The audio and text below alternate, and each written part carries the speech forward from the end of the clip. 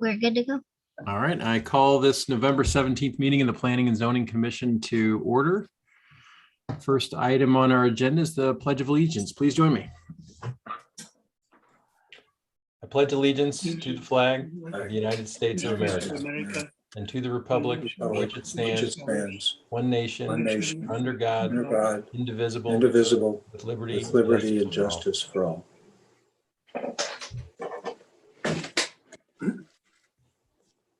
Ms. Lowe, we call the roll. Chairman Sema, Here. Mayor Ream, Here. Alderman Whitmire, Here. Mr. McKnight, I am here. Mr. Malin Smith, Here. Ms. Miller, Here. Ms. Munzel, Here.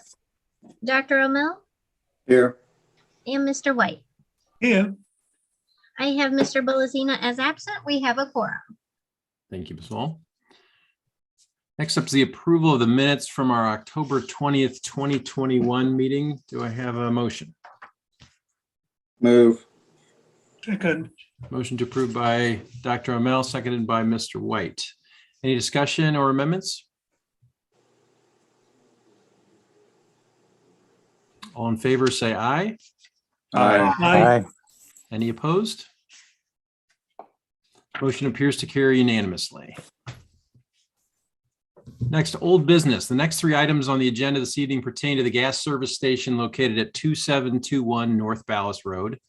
The public hearing for this proposal was opened at the September 29th meeting, continued to the October 20th, and then continued once again to this evening.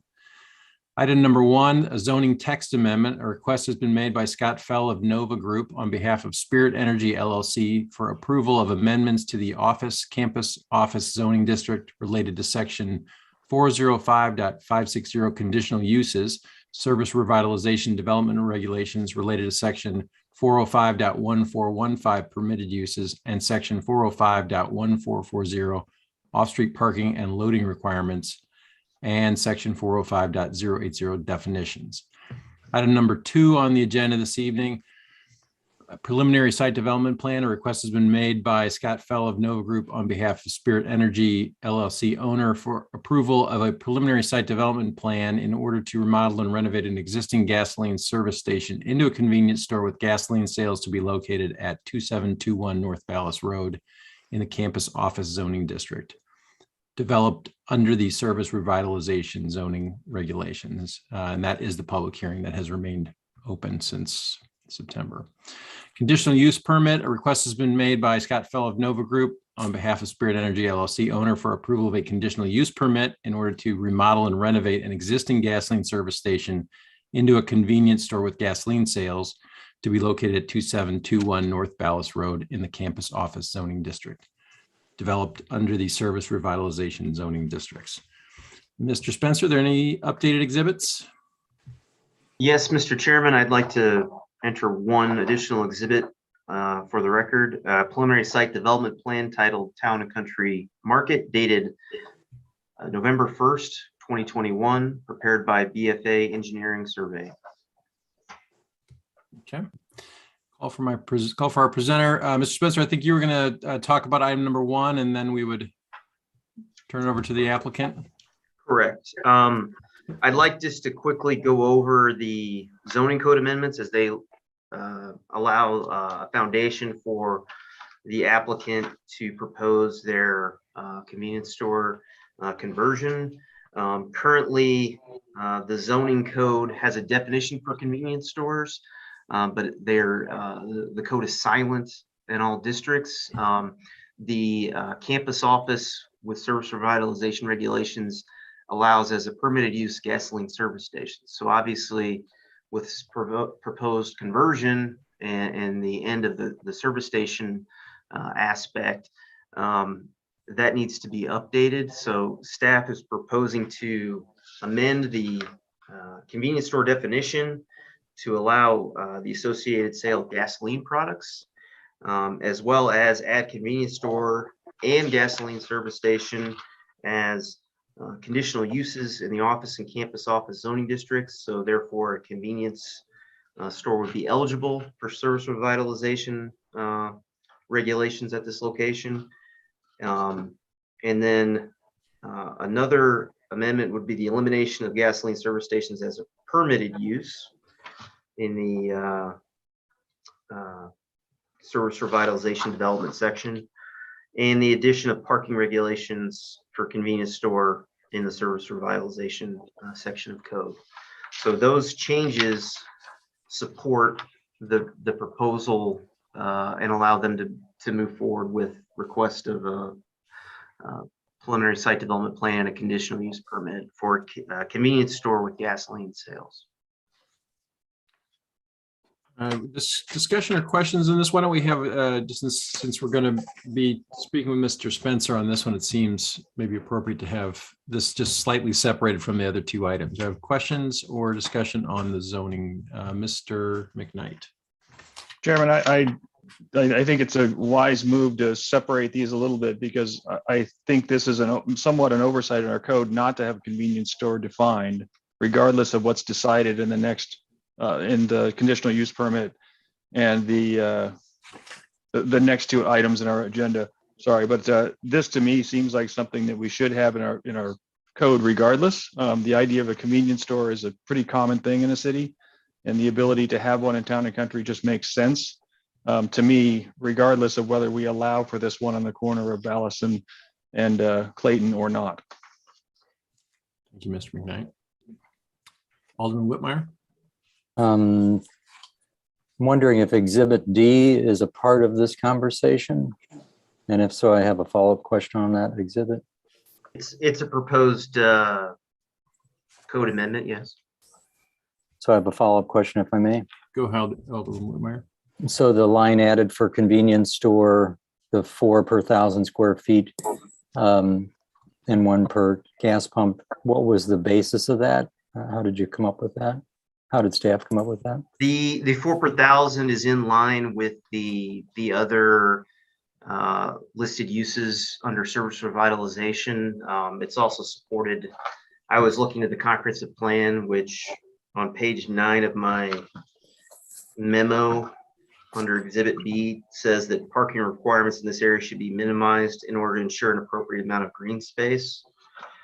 So I felt it was an appropriate number since it's similar to the other uses other than restaurants, which have a higher parking count. But a convenience store with gasoline sales, the 4 per 1,000 allows for staff to park. It allows for some destination parking, but those that are pulling into the station to buy gas, they'll have spaces available to them at each pump. So it seemed a reasonable amount and a way to balance green space and parking for the use. Okay, thank you. Further questions or discussion on item 1?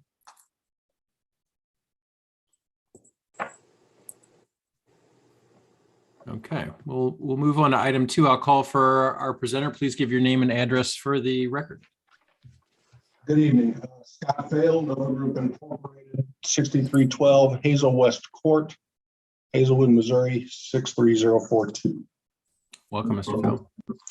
Good evening.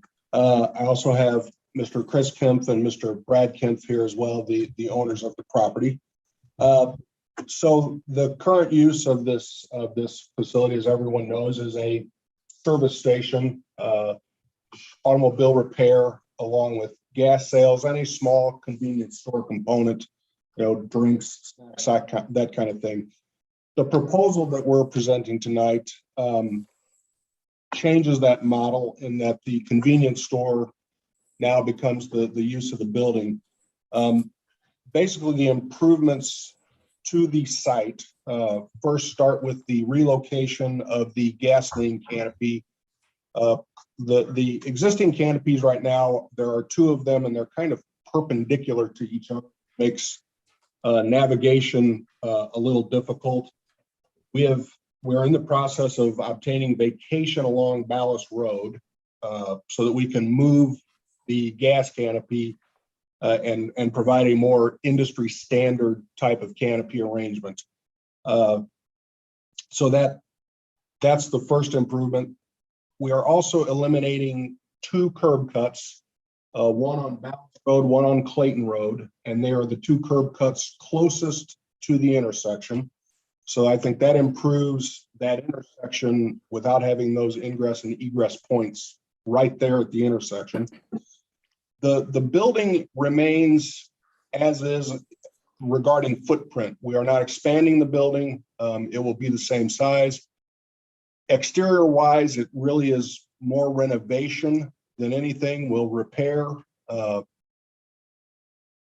reuse the openings that are in the building, new entries. If an entry isn't needed, we'll either brick it up with a matching brick or put in some storefront with some spandrel glass. But the exterior of the building remains pretty much the same. We are adding some roof elements to add a little interest, a small gabled entry on the Clayton side of the building. And then there's some planters and things to kind of highlight the building. Landscaping wise, we are nearly twice as much green area as currently exists on the site.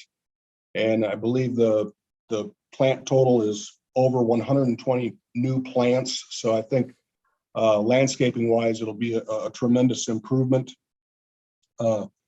Circulation around the site has been addressed. We in some of the previous meetings and some of the comments that those comments were made in your package on sheet A8. We show the route that a tanker truck can navigate the site, as well as a pickup truck pulling a trailer, which would kind of be the largest personal vehicle. But we've illustrated that they can navigate the site as well. I know those were some concerns previously. And then I think in general, we're just trying to maintain the character of that intersection for the city. We're renovating the building, we're adding landscaping to soften up the edges, we're cleaning up the curb cuts. So I think all in all, the site will be improved over what exists there currently. So that's the overview of the project. I'll let Chris Kempf make a few comments as well, the owner of the development. Just like to say thank you very much for your time. We're thrilled to be part of Town and Country. It's a beautiful city, and our intentions are frankly not to change the character of it, but just to spend a lot of money, honestly, improving it. We intend this to be a very upscale market. I've commanded Scott to go with just the highest quality materials, tiles and marble and things like that inside. We want it to be something the city can be proud of. My son and I are both, live within a few miles of the site. We are lifelong residents here, and we will continue to be here. We will try our best to be, good citizens, and I think you'll be thrilled with the improvements we make, and I think it'll be a real asset for the city. We know it's sort of an entryway, and I've already offered as well to put up maybe a brick wall with some monuments identifying this as the city of Town and Country, and look forward to any and all of your questions and working together. Mr. Kempf. Questions or discussion from the commission? Mr. White. Thank you for your presentation. I really think this is an opportunity to brighten that particular corner. You mentioned that 120 new plants are going to be installed, these evergreens. Perhaps you could give us a brief description for the record of the minutes, that is, of our commission. Give me a brief description of the kind of plants that are going in. Okay, sure. The trees, the deciduous trees, would be crab apples and dwarf Korean lilacs.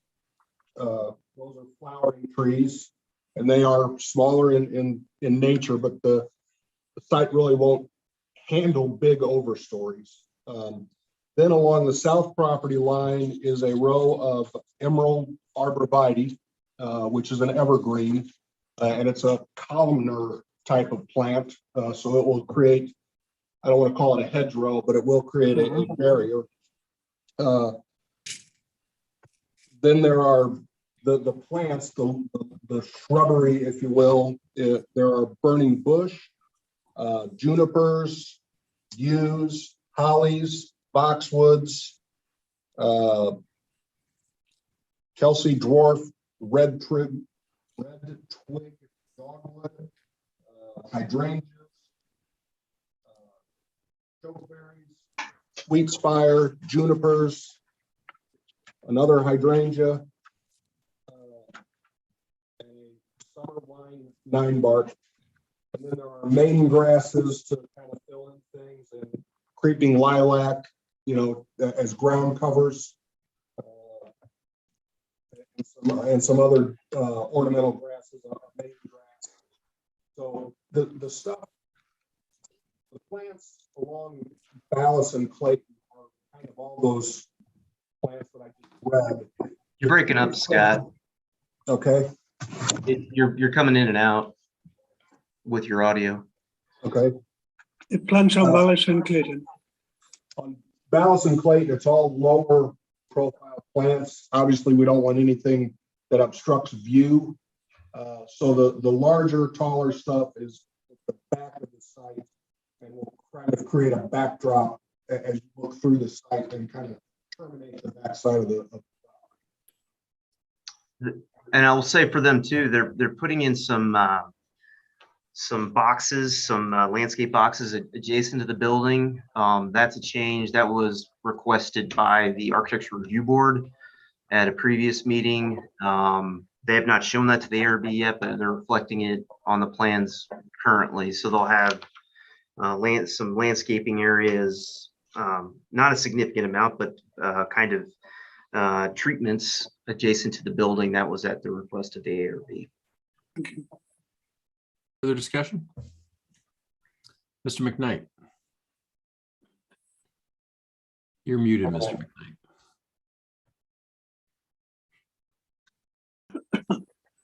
I had several questions I wanted to run by you and kind of get your feel for them. And they come down to just the impact of the modifications that you're making on neighboring properties, traffic, what would happen to this property if you guys weren't to develop it, and then the final one I came up with was just what's happening with the underground fuel tanks that are there. So I'd like to just walk through all four of those if I could real quick. I'm not going to ask real long ones, but let's start with I believe there's 2 or 3 underground fuel tanks here.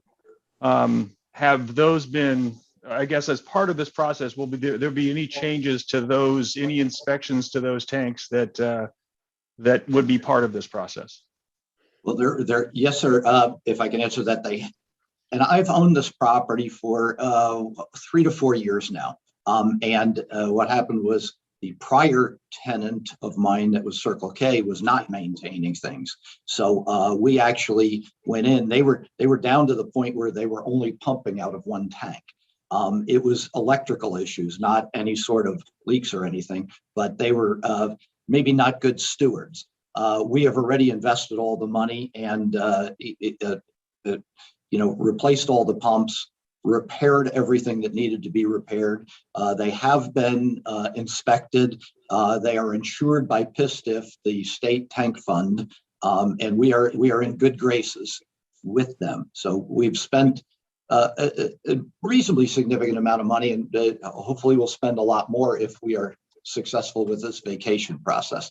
But we are in total compliance with everything and insured, and we can deliver the PISTIF. That's called the Petroleum Storage Tank Insurance Fund, which insures all of us in the state of Missouri. And, okay, but you don't see, there's no significant changes that you'll make to the tanks. They'll stay in the same place, and you'll just be pumping into a different place at this point. Yes, sir. Okay. Second one was traffic is a huge concern at this intersection, as you know, and I applaud you. I looking at the plans that you have, I think removing 2 of those curb cuts will probably be a positive impact on traffic in that intersection, because it is rather chaotic as far as where traffic can come into and go out of that filling station as it is. But I guess the question I have for you, in being in the business of this, do you see convenience stores having significantly, or what would you think is going to be the change in traffic flow through this as a convenience store instead of a gas station? Are you speaking directionally, or are you speaking about volumes? Primarily volume in this case. Yeah. The good news to this is, and I've operated 110 of these, most of them today I rent out to different people, but I'm pretty familiar, with the industry. And I think the good news to this is we don't expect a dramatic change in traffic coming on the site. We actually intend to sell the people that are already coming there a lot more. That's what we've seen. And I've rebuilt many of these. Our industry as well is not, I don't sell Gucci shoes. I don't sell a Mercedes-Benz. What we sell, lots of people sell. So we are sort of part of that name, although we'll be Town and Country Market. We have to be convenient. People do not drive out of their way for us. So there have been many studies, and we're really not a traffic generator. We're simply a traffic user. The people already going by the location are virtually all of our customers. So we would expect the total, sales volume or customer count to be up 10 to 15%. But what we'll be doing is selling people a lot more when they're on our site. We do not expect a change in the petroleum volume, but we expect, a change because now we're going to have fresh salads. We're going to have lots of things that people want. And again, I can't emphasize enough. I want this to be something I'll be proud of. My children will be proud of. Your city will be proud of. It's not going to be a convenience store. It's going to be a very upscale market that, we're going to use the interior of it. We're going to take those ceilings out. They're going to be tall ceilings. We're going to have accent lighting. We're going to have tile. We're going to have, just beautiful finish. And I think not only will the city be proud of it, but the people who shop there will be proud of it. We're going to sell some food that people want, and we have to be top of the line if we want to do that. So generally speaking, we're going to have a small incremental amount, but the vast majority of traffic, the vast majority of those people are already going to be people who have arrived at that intersection and said, it's a nice, pleasant place. We want to go back there. We'll use it. It's convenient for me. It's right on my way, either home or going somewhere else. And we believe that that's going to be very successful. Okay. Then the other question, one of the questions that was brought up in one of the public feedback on this was a concern about devaluing neighbors' properties. And I guess if you could, and if you've done this many gas stations before, this is a conversion from an existing gas station to a convenience store. What should this commission think about when we're considering whether there'd be a devaluation or potential devaluation of neighbors' properties based upon converting this from a filling station to a convenience store? Well, I think, and I'm cognizant, again, I'm almost lifelong, 42 years resident in the St. Louis metro area, and I'm cognizant of that. And we are going to dramatically improve it. Number one, we love the building. It's a beautiful colonial building, but it hasn't been maintained. We've already taken large swath of the roof off and replaced it. We are going to spend, there's a bunch of, frankly, almost derelict cars sitting around on the lot now. We're going to clean all that up. There will be none of that. Met with the neighbors, Emmy just to our south. Some of those plantings, are a direct result of Emmy and I meeting and listening to her, et cetera. So we will be replacing the entire fence with a brand new fence. She's seen it, she loves it. Also incrementally adding the plantings, around the back of it to give her even further insulation. We will spend a few $1 million improving this property. I really believe that it will increase the value, not decrease it at all. we care about it. This is our livelihood. We live a few miles away. We'll be there if there are any problems. If I were to, I would be devaluing my own property as well if I were not taking wonderful care of this. And so I think, you know, I can't tell you I really believe property values will skyrocket in the area, but I believe there will be a small benefit to the fact that we're going to spend a lot of money, and it's going to be frankly, a beautiful facility. Mr. Chairman, that's all I had. Thank you. Mr. Spencer, for the record, we were not required to have a traffic study on this, correct? No, we're not required. The county, which maintains the right of way adjacent to this facility, has not requested a traffic study. My understanding is that they are not requiring a traffic Sorry, study. wrong language, requested. That would typically be requested by the county since it's a county road, correct? Correct. Further questions or discussion? Ms. Mueller.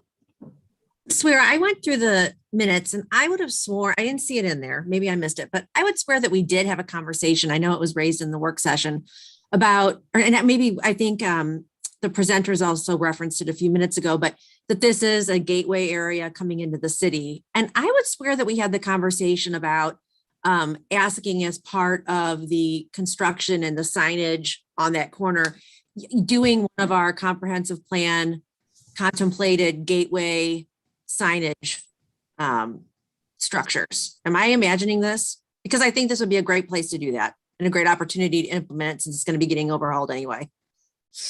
I think we discussed that at the September meeting, but I think I do remember adding that to the minute. Yeah, I somewhat at some point. It's considered an internal gateway. Mhm. So if I may, basically what an internal gateway is, as defined by the conference plan, is one of high visibility and historical significance to the city. Major elements of an internal gateway are as follows: stylized street furniture, lighted signage, building scale and orientation, common architectural building theme, enhanced landscaping, public art, high visibilities, crosswalks, wayfinding signage are elements that help create an internal gateway. And I mean, if we, oh, sorry, go ahead. I was just going to say, one of the conditions is that reservation of an area for public art in the future. Yeah. The city and the owner can reach an agreement as to what's appropriate. Dennis and I, like I think I mentioned at a previous meeting, discovered that, you know, the Olympic marathon back in the day went right by this gas station. So that would be a really great place to put some kind of recognition or signage. There's an existing committee that's already doing that in Clayton. So I think Dennis has reached out to them. Obviously, there's not a lot of room to put anything of significance in terms of scale or size, but I do have a condition that, you know, that we have an area reserved for it. If we can reach an agreement. I mean, it does not seem to be the place for some sort of ornamental bench. Don't get me wrong, but it would seem to me that, you know, this is the opportunity to incorporate some of that internal signage with the signage that's going to be there anyway for the facility. If we can do that somehow, small logoing or that kind of thing. Yeah, a little obelisk or something. Just, you know. Right. So I'm assuming that that's something that the presenters would be willing to consider or implement. Absolutely. Yes. Absolutely. We can do maybe a brick knee wall with a logo on it. We, you know, I'll be glad to work with the city and we'll be glad to do that. Okay. That's what I would like to see, is something like that knee wall sort of incorporated into the landscaping area. That would be nice. Okay. Great. Ms. Lowell, do we receive, I know we received a number of public comments for these items. Yes, we did not have anybody sign up to address the commission tonight, but we have received 12 comments. They will be attached to the minutes for this evening. If you'd like, I could read out their names. Sure, why don't you go ahead? Okay, so it's, and if anybody's watching, I'm sorry if I mess up your name. James Foster, Christina Bellin, Gina Wiener, Lori and Jim Prost, Susan Ward, Jen Dunaway, Craig Weiner, Edward and Barbara Weiss, Jeannie Gardina, Tom Clemens, Tim and Kathy Thompson, and Vicky Mauer. I know we did have a chance to review those. That being the case, we didn't have anyone sign up to speak. I will go ahead and declare the public hearing closed. Mr. Malin Smith. Thank you, Mr. Chairman, and I apologize for my temporary absence. I had mentioned to you ahead of time I needed to attend to a elderly person. Nonetheless, despite the fact that the public hearing is closed, Mr. Kemp and Mr. Fell, welcome. In my opinion, this proposal represents a significant positive resource for the folks in Town and Country, especially those on the east side of our city. I consider this to be essentially a residential area, and I think it's critical that we come to closure tonight on the operating hours that this facility will follow. So I would appreciate your comments on where you stand on that matter. Well, number one, to a certain extent, if we may trim these back if it's not justified during certain dates, but what we would request is not a 24-hour operation, but probably 6 to midnight. Again, there's people that run out that want stuff. We're going to have lots of last-minute stuff that's available. We're cognizant and we'll be responsible. We're around, but generally speaking, that's what we would request. And again, not what is the typical in the industry, which is a 24-hour operation, but recognizing the character of it. It's one of the few places that I would say, we're acceptable simply closing by midnight. And, and again, perhaps if business doesn't justify it, trimming those back some. Mr. Kemp, I represent, of course, just one voice on this commission, but I want to go back to my observation that this is largely a residential area.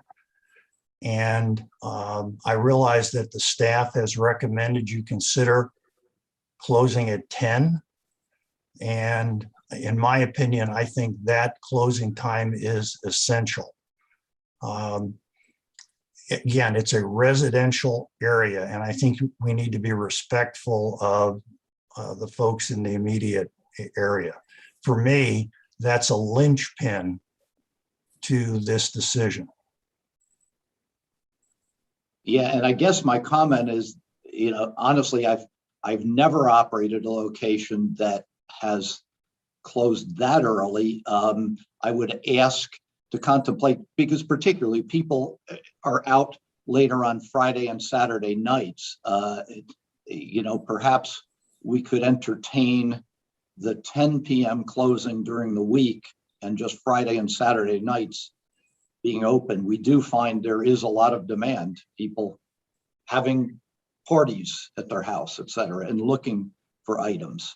I'm not sure, but I'd ask you to entertain that, because again, we also hope to generate a lot of sales tax for the city. And if there's no justification for it, believe me, we won't stay open to just have the people sit there.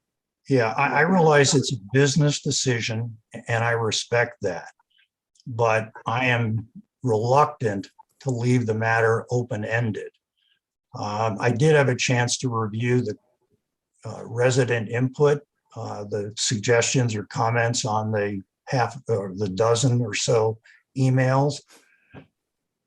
Disappointingly, there's not a single one that is enthusiastically endorsing this proposal. And I think we should be responsive to the nearby residents. And again, I believe that it's a residential area and that the closing time should be respectful of that. And I did, obviously, we're more, I guess, cognizant of the people in the immediate area. Staff asked, and I spent a lot of time with Emmy, including sitting in her living room with her, et cetera, and expressed my approach to it, et cetera. I don't believe that she had any resistance. We've had nothing but cordial discussions regarding everything going on. Mr. Chairman, I also have some questions about architecture and landscaping. I paid a significant amount of time studying page 4 of the document that we have. And in response to Commissioner White's earlier question, I totaled in excess of 190 plants being put on the property.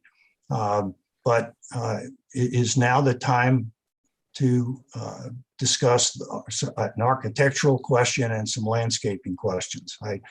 I direct that to you, Mr. Chairman. If you'd like, go ahead. All right. Mr. Kemp and Mr. Fell, as I study the elevations, I noticed that you're adding a, call it portico on the Clayton Road side. Is there a reason why you've omitted the same treatment on the Ballas Road side? Because that's also an equally important entry point. And in fact, if I were getting gas and needed to get into the store, I would use that entry. I'm studying the elevations, and it seems that equal treatment on Clayton Road to that which you're proposing on, excuse me, equal treatment on Ballas Road to that which you're proposing on Clayton Road would be an enhancement and a logical one. I have no objection to that. Honestly, I don't know exactly how this works with the ARB, you know, P&Z, et cetera, in the city. But as long as we can keep everybody happy, sir, I have zero opposition to that. We want it to be a nice building. I'm not trying to intrude on the province of the ARB, but I did spend considerable time studying, and I tend to devote a fair amount of attention to appearance and beautification. And so the missing treatment on the Ballas Road side seems to me to be a logical.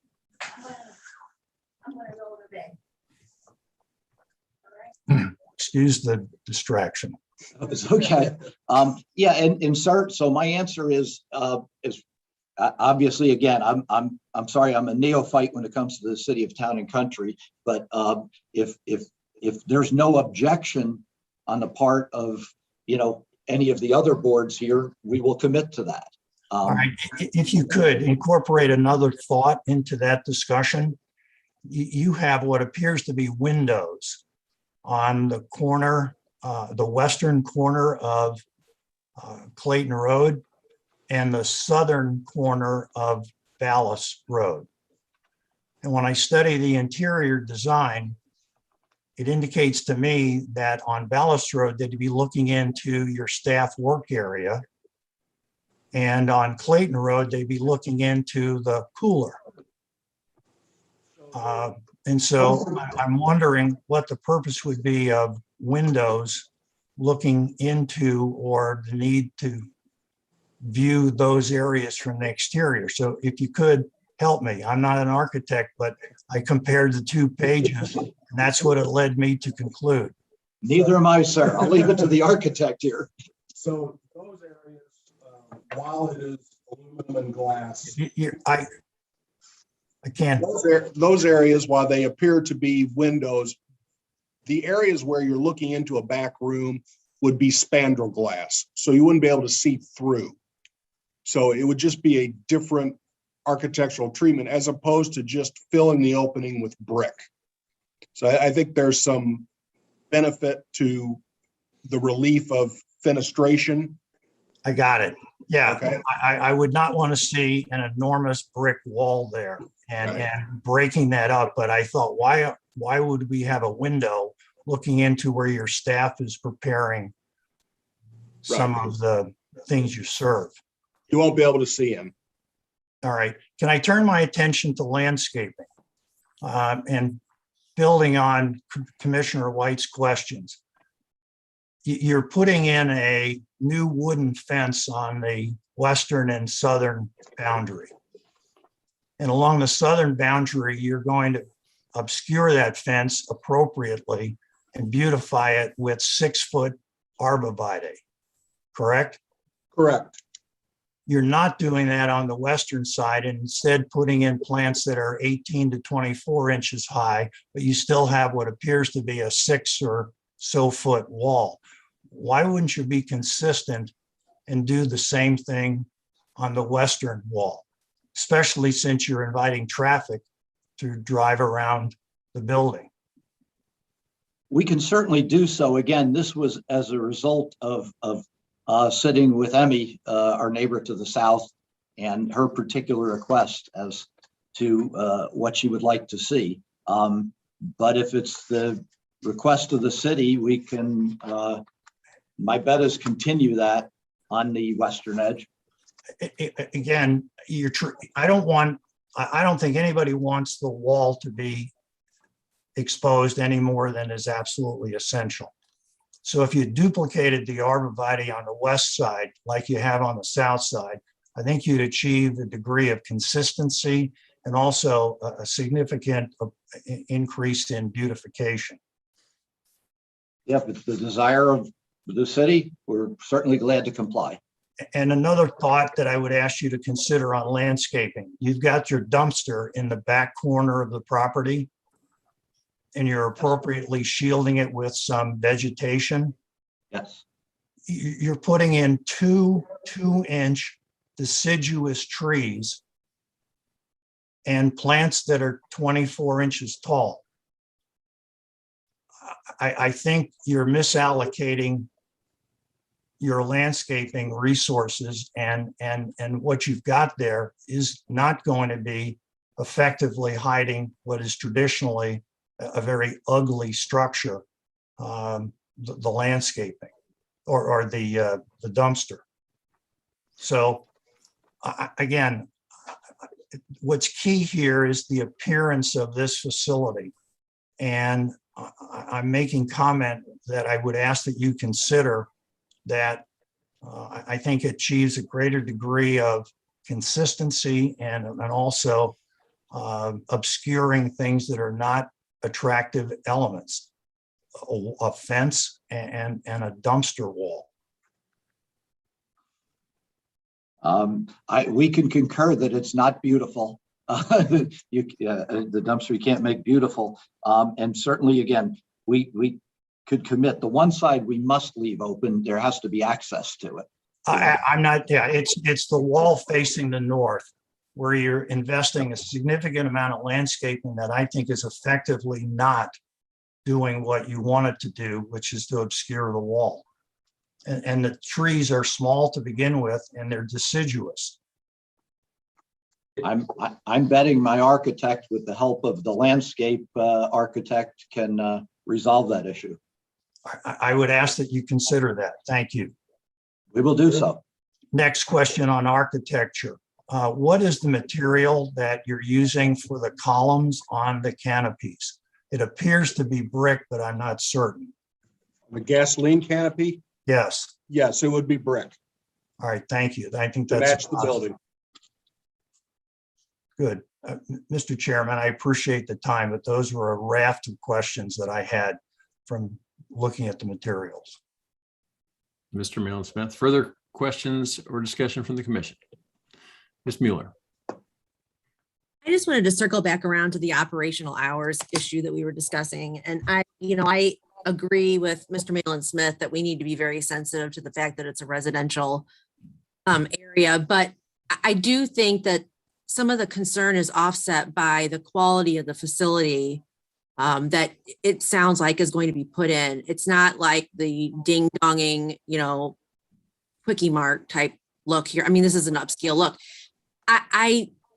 I do think it would be a reasonable, I think that I do understand the 10 o'clock closing time during the week because of the residential concerns, but I do feel personally that it's a reasonable compromise to have a little bit of an extension of the operating hours on the weekends, Fridays, Saturdays, those evenings. I would rather see that compromise happen than us not get the facility. Let's put it that way. Okay, Ms. Mueller, further questions or discussion? Dr. O'Mell.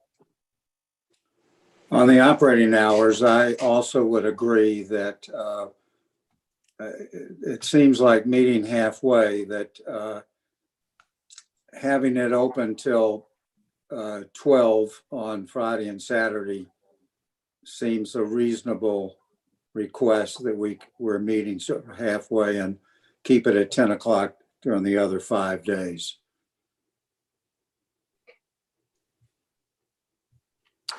Thank you. Mayor Ream. Thank you, Mr. Chairman. I would just want to reinforce what Gary said and what Ms. Miller said, that seems reasonable to me, and even maybe have some leeway built in there that this could be looked at in 6 months, and perhaps at 6 months we'd say, you know what, it probably needs to close at 10 every night, or it needs to stay the same, or it's been an upscale thing, there's not really been any issues. And I've had some people say, gosh, I wish it was open to midnight every night because I needed some stuff at 11 o'clock. I like the idea of the compromise that's been proposed. I also like the idea of maybe revisiting that in 6 months and saying, hey, how is this working? And taking another look at it. Thank you. I wonder, maybe that's a question for the city attorney. What would the mechanism be to look at something in 6 months? It would be a conditional use permit. They would apply for a new permit.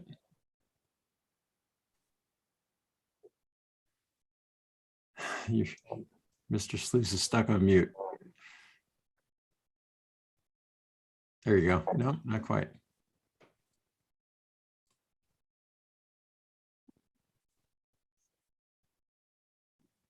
Sorry, my mouse battery ran out. I had to go to the, fortunately it's a laptop, so I was stuck on the other screen. So yes, it's not the easiest thing to do in the context of CUP, but there's no legal reason why you couldn't. I mean, we could put in there that, after 6 months, either the city or the applicant can ask to revisit that condition, and we could have some kind of process. The problem is going to be, how do you build out that process? Do we make it so it comes back to the P&Z again? Do we put it in the discretion of, ultimately it's going to be the Board of Aldermen's decision anyway, right? So do we put it in the discretion of the Board of Aldermen to make that decision? So it certainly can be done. We just want to give some thought about how that would be. Even if you don't build it into the CUP, obviously, if the applicant feels it's too restrictive, they can try and amend it. They could seek an amendment to the CUP. It's a little harder for the city to, the city wants to come back and say, whoops, we gave you too much. It's a little harder for us to that. So, what we could do is we could put as a condition that we'll do this, and if the city has complaints, then we can instigate a process to reduce the hours, and then the applicant could always just come in and seek a request of that change. Am I muted? Oh, no, I'm good. Okay. I just wanted to highlight one other thing too, which is notably when I was looking at the public comments that we received in writing, a lot of the protest or pushback, because I know Mr. Malin Smith was concerned that there wasn't any kind of ringing endorsement that we received. I actually noticed the opposite, though, that many of those letters were just totally mistaken as to what the nature of the project was going to be. Concern, it harkened back to the kind of mismanaged Circle K aspect of things, that kind of more quickie mart operation, and also that it was going to be a second. I think there were a couple that thought it was going to be the second facility in that same area, like across it. So that was totally not really the correct consideration of what we're talking about here. So I don't know that those are as concerning or persuasive to me as far as there are concerns about operating hours and stuff like that. So sorry, I just wanted to raise that issue. Mr. Spencer? I just wanted to highlight another condition, since we're talking about hours of operation, which is the staff has put in no truck deliveries shall be made before 6 a.m. or after 10 p.m. 7 days a week. And if that's appropriate and everyone's on board with that outside of hours of operation. I have no problems with that. Great. Mr. McKnight? You're muted.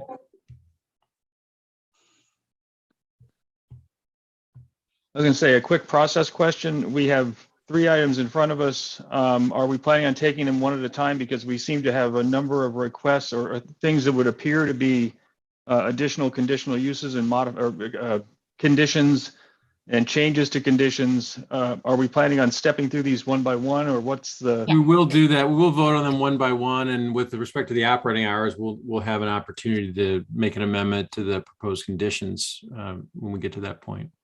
And then one more question, just as another process question to make sure that people who are listening in understand that there've been a public hearing on this. There'll be a vote on this in this group, in the Planning and Zoning Commission. It will then go to the Board of Aldermen, and there'll be another public meeting and another vote at that level as well, correct?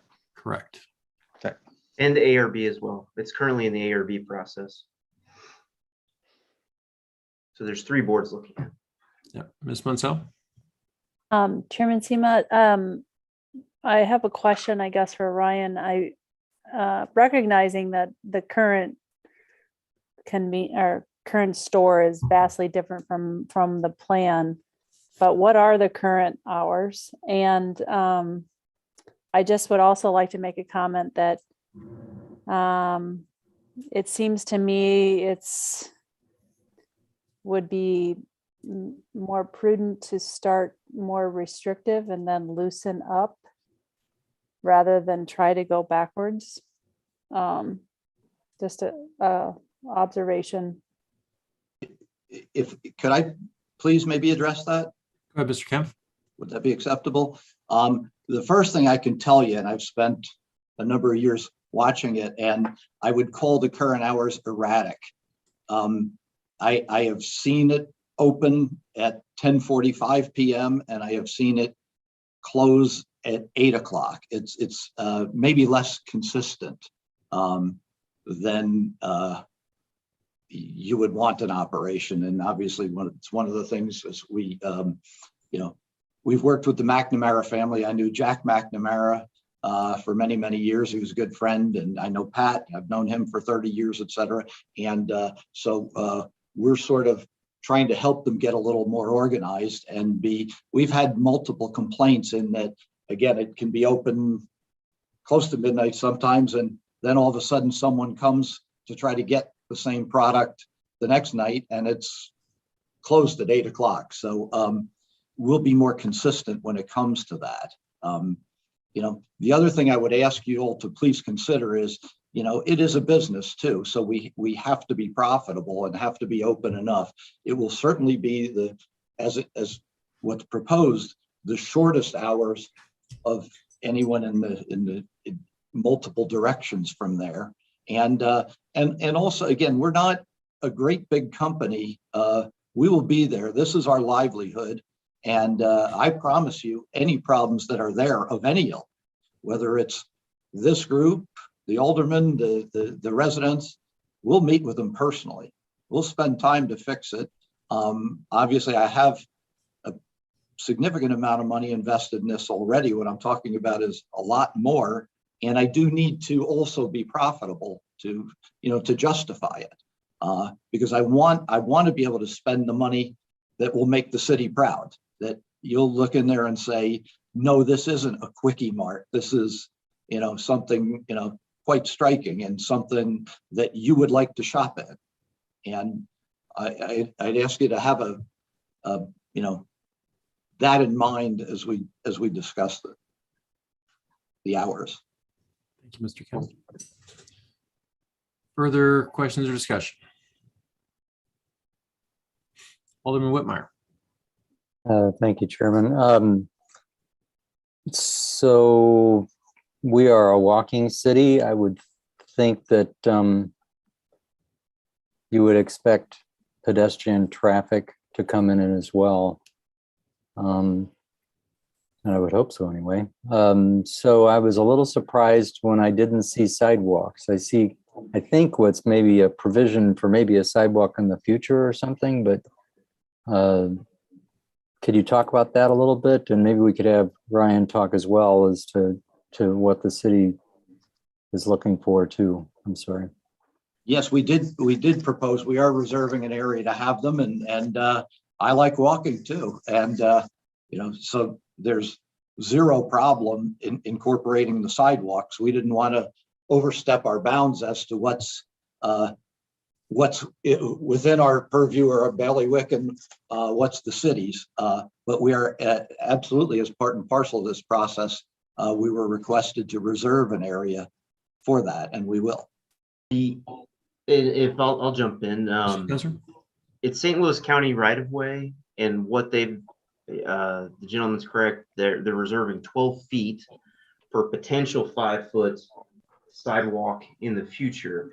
Now, what I'll say is the intersection improvements that were planned and then pulled back at Ballas and Clayton envision a sidewalk on the east side. And most likely what's going to happen is if a sidewalk is ever built, it will be on the east side of Ballas, because that is the more, it's an easier area to develop rather than the west side of Ballas. But they are reserving, per the requirement of St. Louis County, if they were to put the sidewalk in on that side now, it would most likely be a sidewalk that would not have any continuation, because like I said, the sidewalk is most likely on the east side. That's why I think the county is reserving that area, but not necessarily requiring them to put it in.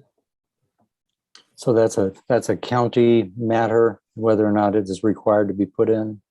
Correct. Is that what you're saying? Okay. I'm saying, yeah, what I'm saying is the county is recognizes that it's important to preserve the area, but they're not going to have them put a segment in. Long term, if there's going to be a sidewalk down Ballas, most likely it'll be on the east side of Ballas, not the west side. So the provision in the plans is for the north side of the property along Clayton Road. Is that correct? Yeah, well, yeah, the Clayton Trail runs right along the north side. So that it is provided for in Yes. in the plans. Yes, Okay. it exists today. Mayor Ream? Oh, they're mute. There we go. I would just want to reinforce what Ryan said.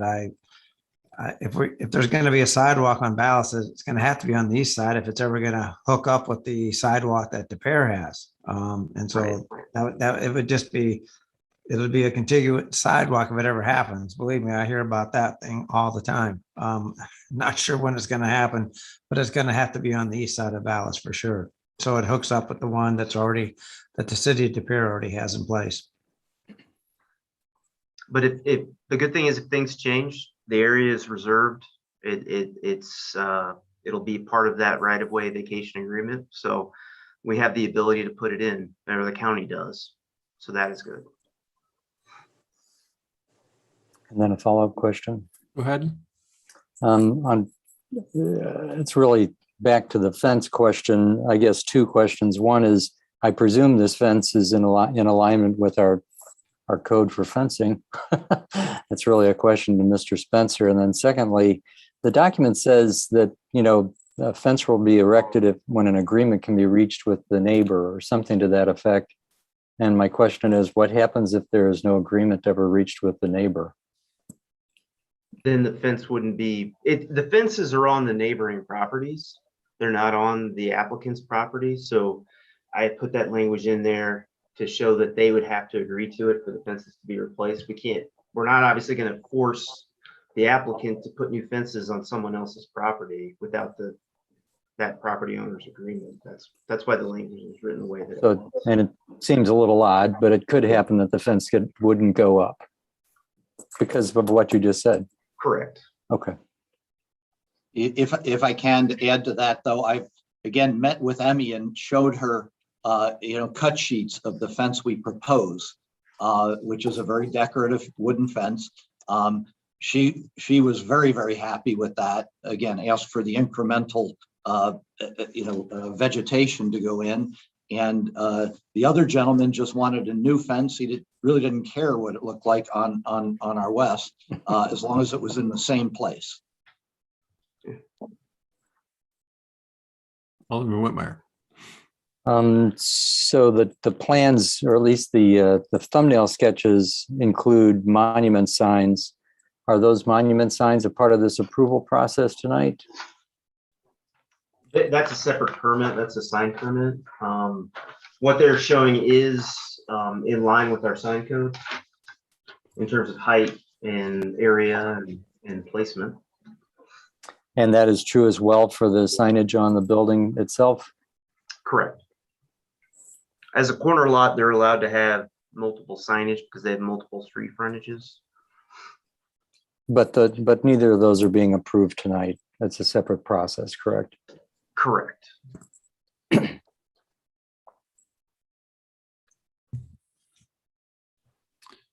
Why don't we, we'll have an opportunity to continue to discuss these. Alderman Whitmire, I saw your hand up, so we'll take your item and then we'll take a motion on item number 1, and we will have an opportunity to keep discussing these as we move through them. Go ahead. Okay. So just probably the most difficult question for me to ask. The canopy looks much better than it did, and we really appreciate the work you guys have done on that. Did you talk at all about not including the brand on the canopy itself, given how big it is, bright it is, and tall it is, or how high up in the air it is? No, we just chatted and went through it with the architectural review board, and there were no comments. I mean, they indicated that it was bland, and they wanted something more, but not too much more, I guess is the best way I could phrase it. Yeah, in terms of the canopy itself. Yes, sir. Yes. Mr. McKnight. Mr. Chairman, I move that we approve the zoning code amendments defined for section 405-080, 405-560, 405-1415, 405-1440 as defined in item 1 zoning text amendment in the pages in the amendment or the exhibits listed. Thank you, Mr. McKnight. We have a motion on agenda item 1. Do I have a second? Second. Seconded by Mr. Malin Smith. Further discussion or amendments on item 1?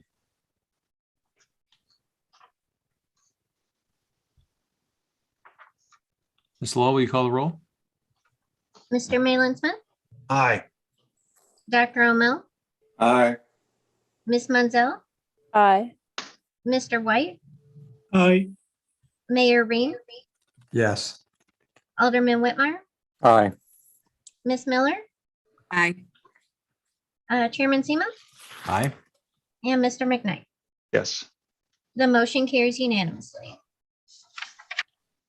And I'll take a motion on the commission's findings regarding the zoning text amendment.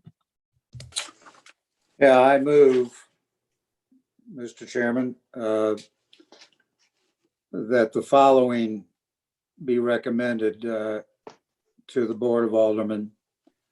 There is a public need for the proposed use. The proposed amendment and proposed use are in compliance with the comprehensive plan. The property in question is suitable for the uses permitted under the proposed zoning. There are adequate public facilities such as sewer and water and other required public services. The public health, safety, and general welfare will not be damaged. The land values of adjoining properties will not be damaged. The adoption of a proposed amendment is in the public interest and is not solely for the interest of the applicant. Dr. O'Mell, do I have a second? Second that. Second. Seconded by Mayor Ream. Any discussion?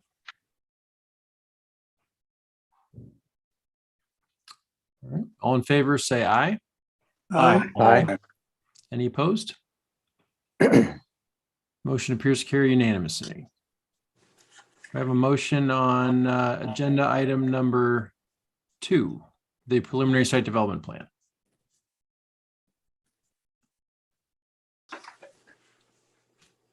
Mr. McKnight? Chairman, I move to approve the preliminary site development plan defined in item 2 with, one second, with conditions A through O.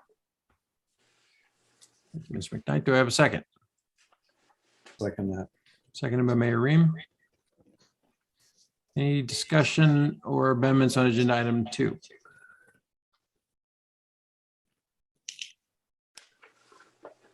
Mr. Mellon Smith? Would the hours of operation be, That would be in the conditional use permit item 3. okay, If I'll hold you- off. I was just gonna say, Fred, if you wanted to make a condition about landscaping, this is where you would do it on this side, on the west side. All right. I will propose that, but I would be most interested if there is interest on the part of the other commissioners. If you study page 4 of the submitted plans, the points that I'm making are, one, to try to beautify or obscure the fence on the west side in a manner that's consistent with the proposal to beautify the fence on the south side. Specifically, not a 24-inch high bush, but a 5 or 6 foot high arborvitae as described along the southern border. So I would welcome if there's any conversation about that. Any discussion? Ms. Mueller? Would this be the place to, we would want to go ahead and maybe insert with that condition, the signage we talked about? Would this be more appropriate than under, I mean, that's, would seem this not conditional use. You're talking about the public art? Yeah, well, I mean, the signage that we talked about. Oh, the new wall? Signage. I believe this would be, yes, you could, this would be the one as well. Yeah. Okay. All right, Mr. Chairman, I'll make a proposal and we'll see Mr. Smith? if it flies. I would propose adding a condition. It would be condition P, and it would require landscaping on the western boundary adjacent to the fence to be identical to what is proposed along the southern boundary for the purpose of beautification. And I would also propose modifying the landscaping around the dumpster wall to be equally consistent with the idea of modifying that appearance.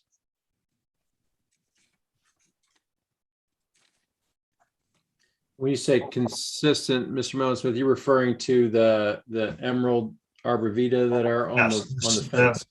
As described by the architect or the architectural or the landscaping architect, 6 foot arborvitae. So they would be consistent across the entire rear perimeter of the property for the purpose of beautification. So instead of, it looks like it's Youngstown juniper, and so instead of that, arborvitae is what you're proposing. Yes, and specifically a 6 foot planting that would be, I think, far more effective than a 24-inch planting as proposed along the eastern boundary. I've got a proposed amendment. Do I have a second? Second. Seconded by Mr. Alderman Whitmire. Further discussion? Right, Mr. Chairman, I'd like to propose another condition. I guess, are we on cue? Let's get a vote on the. Oh, we have to vote first? Sorry, yeah. sorry. So any further discussion on Mr. Mellon Smith's amendment? Mr. Kempf, is that acceptable? Yes, sir. Okay. Mr. McKnight? I guess one of the questions is, Mr. Kemp, is you, I mean, you obviously have an architect or a landscape designer that designed this. Does it fly in the face of any planning that they had to have us step in and design their landscaping for them? Well, honestly, it's my money in your city. And I think we can make this decision between us. Fair And enough.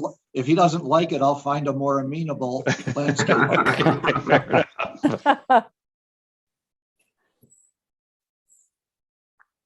Any further discussion on the amendment? All right, all in favor say, oh, I'm sorry, Mr. White? Sorry, and I apologize for not bringing this up earlier. I was absent for the last meeting when there was a amount of discussion on this. However, I have seen the video and I've listened to the video as well. And so I do find myself informed on this subject and quite capable of expressing a judgment on this particular issue. I'm sorry I didn't bring it up earlier. And I do have one small item in condition M. I wonder, what do people think? Mr. White, is this related to the proposed amendment that we're just about to vote on, or another item? Oh, no, I thought we've been voted on that. No, we're just about to though. All right, so we have an amendment. All in favor, say aye. Aye. Any opposed? All right, motion appears to carry unanimously. So we have an amended motion. I believe, Ms. Mueller, did you have your hand up? Oh, yeah, am I up? Okay. Go ahead. On Q, is that correct now? Q, yes. So I'd propose an amendment requiring the implementation of some, I guess it's not way signage. Let me look at the exact term. Wayfinding signage to the intersection of Clayton and Ballas, that I guess it would be northeastern point, possibly in that area of the decorative gravel bed that's located on the landscaping plan. But given that it's an gateway, I think that would be appropriate. Is that the correct term, Mr. Spencer? Wayfinding signage? It's the appropriate term listed in the comprehensive plan, yes. Great, thank you. Ms. Mueller was on that comprehensive plan. I was going to say, I just can't quit you. I just can't quit you, comprehensive plan. All right, so we have a motion for signage. Do I have a second? Second. Seconded by Mr. Malin Smith. Any further discussion? Mr. Chairman, do we have I'm trying to understand what it is that we're voting on. Can we have a readout of what Q would be? Would it just be that we would work with the city to identify signage there, or what would they actually be asking them to do? Well, my idea was, I think Mr. Spencer said earlier that we would need, the petitioner would need to work with the city to identify the correct kind of signage and logoing that they would want to see on there. But it would be that internal gateway signage as referenced in the comprehensive plan. And I know we've got the committee kind of working on what that looks like, Ryan. Not formally, but the city certainly could put Yeah. together an effort to work with the applicant. But I understand where you're going with this condition, which is that some form of wayfinding signage be installed at that corner. Yes. Yes. But that it be, maybe there needs to be additional language by agreement between the property owner and the city or something of that, to reflect that. Can someone give me what that would actually, can someone take a shot at what that would Ms. look Lowell's like? raising her hand. Maybe she has a Thank you. whack. Good. I'll try. The implementation of wayward finding shall be placed on the northeastern point of the property with the agreement of the property owner and the city. Wayfinding. Wayfinding. What did I say?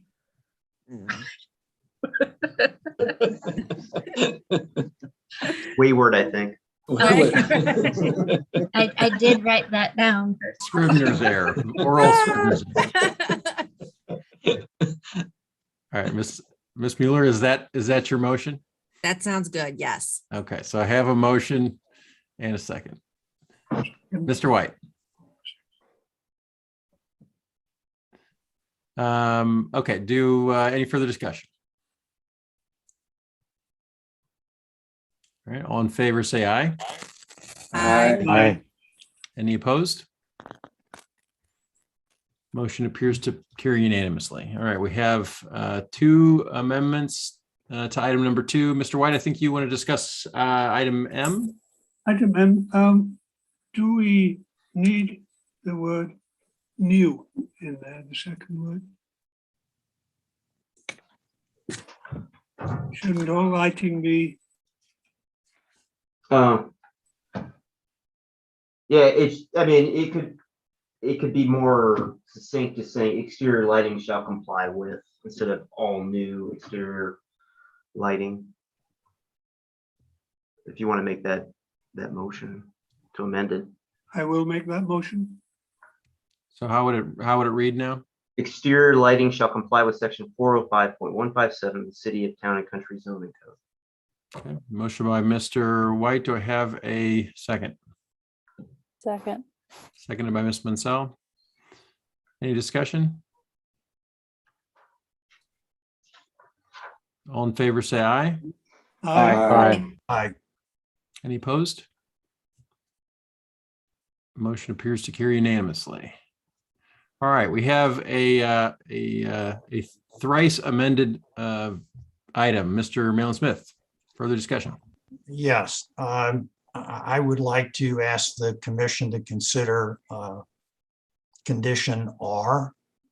And that would be a modification of the exterior design to include an entrance portico on the Ballas Road side to be identical to what is proposed by the applicant on the Clayton Road side. I think those two are equally important entry points and would be the primary entry point for someone using the gas pumps. And I think it would further enhance the exterior of the building in a way that's uniform or symmetry. So I would offer that as condition R. And Mr. Kempa, you were commenting on it earlier, and I would welcome your input. Do No, I have a sir. second for that motion first before we? Okay, do that? sorry. Is there a second? Mayor Ream, seconded by Mayor Ream. All right, go ahead, Mr. Kemp. No, we have zero opposition to it. I'd like to, I have a little reticence to the term identical in that maybe the dimensions are a little different, et cetera, but no problem with making it as reasonably similar as possible, such that we have the leeway to make it work. I'm not sitting in front of the exact dimensions, but I think I understand what the gentleman is asking for, and I'm totally supportive of it. Mr. Chairman, I withdraw the word identical. Mr. Kemp is correct. It should be complementary and similar. Perfect. Does my second still stand with that new wording? Okay, great.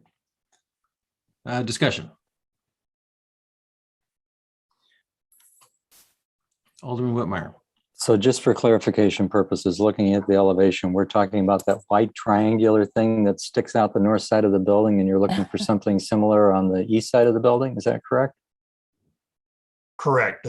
Yes. Okay. Complementary and similar on the elevation facing Ballas Road. Okay, thank you.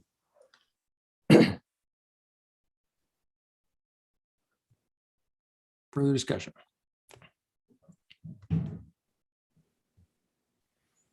I find myself hesitant to put a condition in on a planning and zoning recommendation that might fly directly in the face of what ARB may vote on next week. When's their meeting? They meet December the 6th. I was gonna say one thing we could do outside of this condition is you have Alderman Whitmire and Mayor Ream here, who ultimately will make the decision on the architecture, as this is a non-residential structure. The ARB, just like the P&Z, is just a recommending body in this instance. So, maybe we provided input to the applicant about this this portico, and they could show that and have that discussion with the ARB, but ultimately maybe let the Board of Aldermen be the arbiter of that decision. Mr. Mellon-Smith? Mr. Chairman, I think it's prudent for me to withdraw the recommendation. This, I think, is the province of the ARB. We have 2 elected officials present, and they can carry the message forward. And I also have trust in Mr. Kemp. I think the point has been made, and it's being offered in the area of, again, enhanced beautification. So I would ask that the matter be discussed at the appropriate forums, and maybe it's outside of our boundary. Okay, motion's been withdrawn by Mr. Mellon-Smith. Further discussion on agenda item number 2, the preliminary site development plan.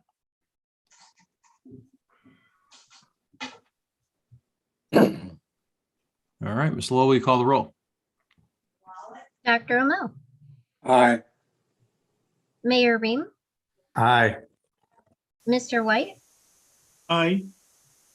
Alderman Whitmire, Aye. Ms. Miller, Aye.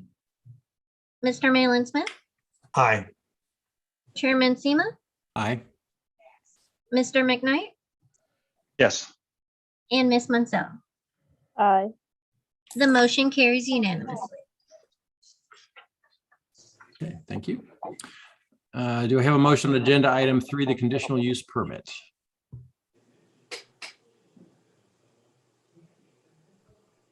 Chairman, I move that we approve the conditional use permit as defined in Exhibit A and controlled by, the exhibits listed in item 3, and with the proposed conditions A through H. Mr. McKnight, you're positively expansive in your motions. This evening. Ooh, I'm getting crazy, aren't I? Do I have a second? Seconded by Mr. White. All right, discussion on the conditional use permit. Mr. McKnight. Mr. Chairman, one of the questions that one of the issues that I have with operating or expanding this this convenience store definition, or this filling station into a convenience store, is the potential for traffic. And one of the things that we had looked at on the northeast corner of this street, when we were looking at applying or providing another development there, we had looked at limiting the ability to advertise for this location on Highway 64. And I know Ms. Lowell was looking to see if she had wording for that from before. And I don't know, Ms. Lowell, did you find that wording from that last? You do have it. Can you read what that is and see if it's I will change it slightly. Yes, please. It's very basic, but it says no signage / advertisement for the convenience store on Highway 4D. And I think that's the point, Mr. Kemp, that we were looking for, is to not draw new traffic into this area, but as you said, to utilize the traffic that's there because of the limitations on this. So I would propose a condition I that uses the language that Ms. Lowell just described before as part of this conditional use permit. Yeah, no problem. I've already committed to Emmy that they're called trailblazer signs, and I've already that was Emmy's request, my neighbor to the south. Yep. And so zero problem. Okay, good. All right, do we have a second? Second. Seconded by Mr. Mellon-Smith. Discussion? I have a proposed amendment, which would be to call it Interstate 64 as opposed to Highway 40, since that's the Yes. name we're And then moving to, 64, even though I 40. can't stop calling it Highway 40. We'll do Highway- 6440. Perfect. It's party. Do an express. All right, I would propose an amendment that it's Highway 6440 instead of 40. Is there a second? I second that. All right, thank you, Mr. McKnight. All in favor of the amendment to the amendment, say aye. Aye. Aye. Aye. Any opposed? Motion appears to carry unanimously. And so we have amendment I. Any further discussion on amendment I? All in favor, say aye. Aye. Aye. Aye. Any opposed? Motion appears to carry unanimously. All right, further discussion on conditional use permit.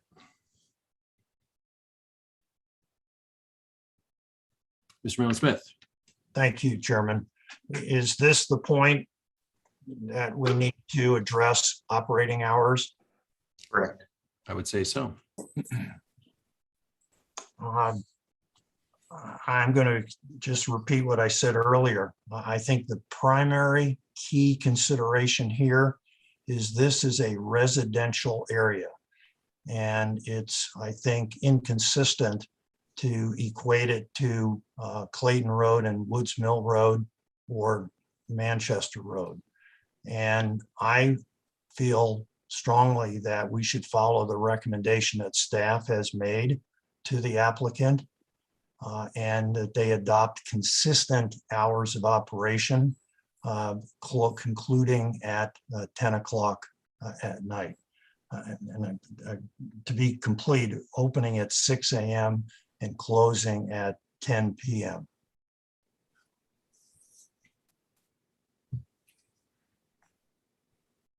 So item G today does say 6 through 10. So if we were to vote on this item as is, that's what we'd be voting on.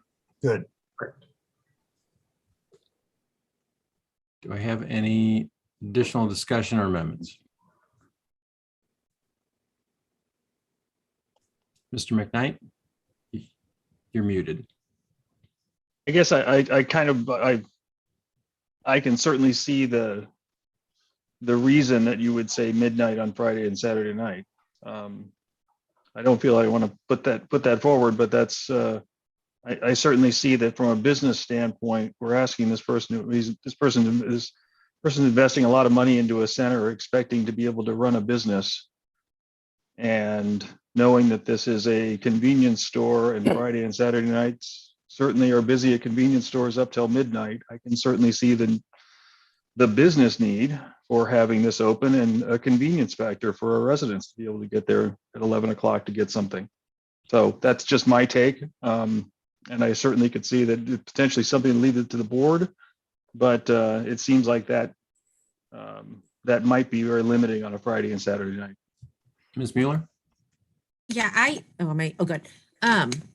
You know what? I'm just sitting, I actually think we have this beautiful new thing, at the corner. And if it's Friday or Saturday night, I think I'd almost be annoyed.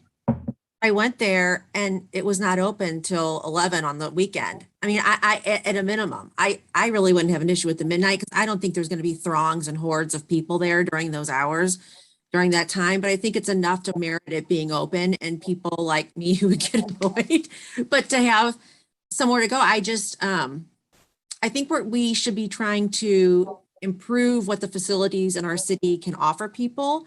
And I think there's a happy medium to be between completely sidewalks rolled up at 10 o'clock, even on a Friday and Saturday, and some rollicking, Walmart, big busy store situation. And I just, can I ask the petitioner, is this hours situation a deal breaker for you to continue with the project? And honestly, it's close. I don't know. We'll have to go back and look, but it would be more constrained. And I've built 108 of these similar facilities, and it would be the shortest hours, shorter than anything I've ever operated. I don't know, honestly. Again, I'm going to have to invest a few $1 million more to do this right. And I'm not sure I'll be able to justify it. That's the honest truth. I mean, do you have any other facilities that are situated in an area like this one? I mean, this is a very unusual location in many ways. I'm sure you'd agree. Do you have anything else like this? It is, but when you have 110 of them, you have some sort of all over the place. And and yes, we've been in the middle of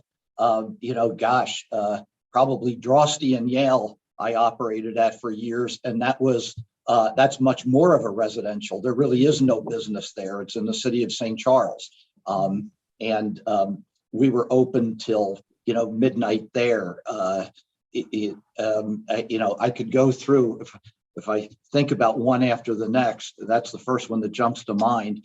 But we've had multiple locations that were in, I'll call it, and this is not a purely residential area. It's a blend, kind of. Obviously, it's a reasonably major intersection with other all sorts of uses, I guess, with hospitals, et cetera. But we have had multiple other ones I've operated, and all I can tell you is I've never lost a license of any kind operating these things. We've always complied with the law, and we've always met with any neighbors and sought to resolve any problems with anything in the cities. So the answer is I don't know. I'm not sure I can answer that, but I've never operated a store that I've closed 7 days a week at 10 p.m. Okay. Mr. Chairman, I would like to propose an amendment to what we've got on the table right now to extend the weekend opening hours. I guess, would it be possible? I want to put something forth that has the best chance of actually, I'll do it again. If it fails on my first proposition hours, I guess I could do it again a second time, but to streamline things is, for a different time. Is there any way we could do an informal poll among the commission as to, what they're, before we put it out? I don't care, just to. We could continue some discussion, and then you could come forward, or you could just make it and we'll have the discussion then. So that's fine. I'll go ahead and move that we amend the operating hours in the matter before us to be until midnight on Friday and Saturday nights. Second. Seconded by Dr. O'Mell. All right, discussion on the amendment. Mr. White. It seems to me that this convenience store opening late at nights, the risks are threefold, in my opinion. Is it going to increase traffic? Is it going to make excessive lighting, or is it going to make excessive noise? We've addressed the traffic issue in that, in fact, it's collecting revenues from existing traffic, so that's not an issue. As for lighting, I don't think it's going to add light to that interchange. That interchange is blazing light all night long anyway. And as for noise, we have ordinances. I wouldn't be adverse to making it midnight every night. Further discussion? Mayor Ream? I would support the limited weekend use to midnight for the simple reason that, no offense to the facility that's there, but when you look at it, it kind of looks like a tired old gas station, frankly, that needs a little bit of help. And if the hours are so restrictive that it doesn't make business sense to put the business there, then we're going to have a permanent kind of tired old gas station. And I think actually that would hurt property values around there. So I think that's just kind of the way I look at it. Thank you.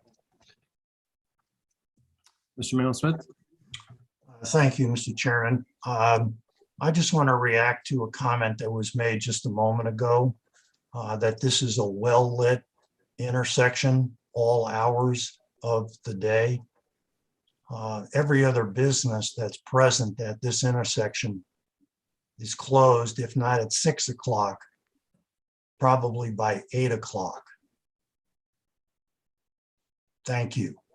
Yeah, I will say as the Ward 1 representative on this commission, and as someone who's gotten almost every tank of gas I've gotten in the last 15 years from that facility, that corner is very, very dark at night.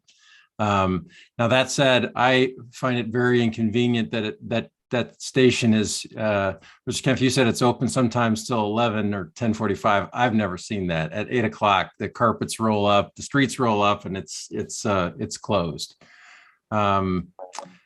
I do like the idea of 10 o'clock because I do think it's a nice, quiet neighborhood there. And there's many a Friday night when I'm coming home from somewhere at 10:15 even, where I'd like to get a full tank of gas because I got to take the kids somewhere at 7 a.m. and that thing's closed. So I would support midnight on the weekends. I think it's a good compromise. Mr. Mount Smith. Just to run my flag up the pole. I am sensitive to Mr. Kemp's comment about a successful business enterprise. Truly am respectful of that point of view and the need. I will vote against midnight. If this should succeed, then so be it. If it fails, I would be willing to compromise at 11 o'clock. Again, in the spirit of compromise and keeping in mind that that corner is closed with every other business by at the latest 8 o'clock. Further discussion on the amendment. Ms. Munsell? Thanks, Chairman Sima. I guess I am more along the line of thinking as Commissioner Malin Smith. That there are places to go for late night things, and I think that part of the charm of Town and Country is that it at least that area is that it's not overly commercialized. So not to say that keeping it open for 2 more hours would do that, but I'm definitely would be in favor. I could possibly understand later on Friday and Saturday, but would be against anything past 10 during the week.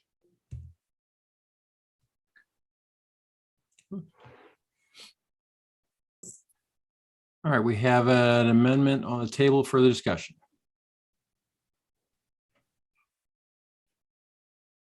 All right, and this amendment would be 10 o'clock during the week and 12 o'clock on Friday and Saturday, correct? Correct.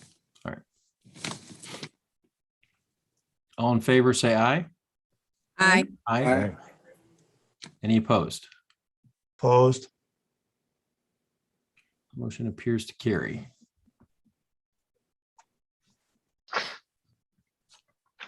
Further discussion on the conditional use permit.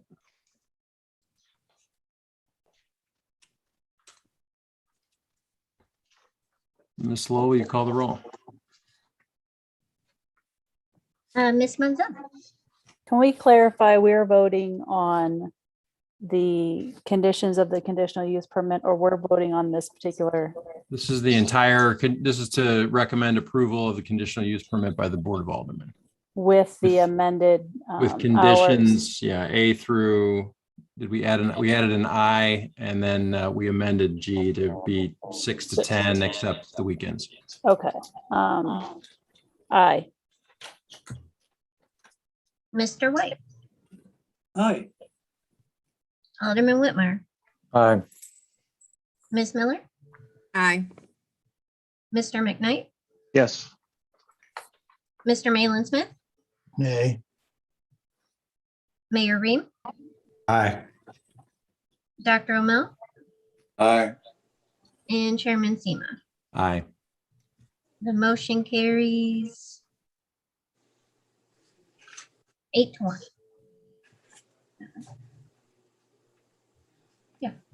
Okay. Thank you, Mr. Kempf. Do we need to do findings on that? We do not. Okay. All right. Thank you so much for your time, and we're thrilled to be part of Town and Country, and we will hopefully never disappoint you. Thank you. All right, moving on to item number 4, zoning text amendment, the establishment of regulations pertaining to the use of portable storage units and dumpsters, section 405.153, portable storage units and dumpsters.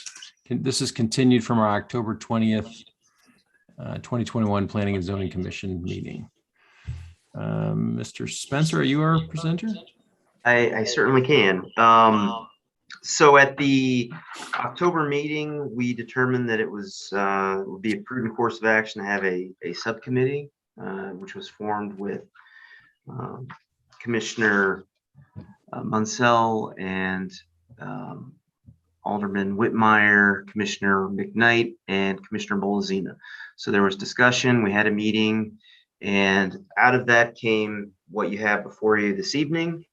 Main points of emphasis to the revisions is in the purpose statement, emphasizing that this is for situations that do not involve building permits and for residential zoned areas. We also revised the placement requirements. We streamlined it so that all setbacks are met with the exception of a side yard setback with where a driveway may be in a side yard setback. As being the only exception, because we have a number of situations around town where driveways can go to a property line. So we built that exception in. We increased the maximum number of units at one time to 2. And I'll note that under subsection E, no more than 2 portable storage, it should say storage units or dumpsters, shall be located on any property at any time. And that was to allow for certain situations where items are being stored and other items are being thrown away. Commissioner Bolazina requested the insertion of a section dealing with material storage on public streets. So temporary storage of any kind of building materials, landscape materials, or personal property needs to be on site or with an associated building permit, and not in the street. So that was added.